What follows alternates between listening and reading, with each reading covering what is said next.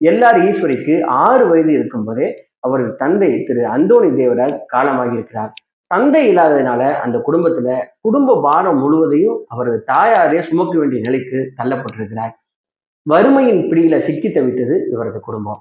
ஈஸ்வரியின் தாயார் நிர்மலா சென்னையில் உள்ள ஜெமினி ஸ்டுடியோவில் கூட்டத்தோடு கூட்டமாக கோரஸ் பாடி சம்பாதிக்க ஆரம்பித்திருக்கிறார். சினிமாவில் கோரஸ் பாடி அதுல கிடைத்த மிகச் சொற்ப வருமானத்தை கொண்டு என்னதான் குடும்பத்தை காப்பாத்தினாலும் அந்த பணம் அவருடைய வாய்க்கும் வயிற்றுக்கு மட்டும்தான் சரியா இருந்தது. ஈஸ்வரியின் தாயாரால ஈஸ்வரிய 10ஆம் வகுப்பு வரைக்கும் மட்டும்தான் படிக்க வைக்க முடிந்திருக்கிறது. வறுமையும் குடும்ப சூழலும் ஈஸ்வரியை பாடாப்படுத்தியதால் தான் மேல் படிப்பு படிக்க முடியாம 10ஆம் வகுப்போடு படிப்பை நிறுத்திவிட்டு தன்னுடைய தாயாருடன் சேர்ந்து வேலைக்கு செல்ல வேண்டிய நிலைக்கு இவர் தள்ளப்பட்டிருக்கிறார்.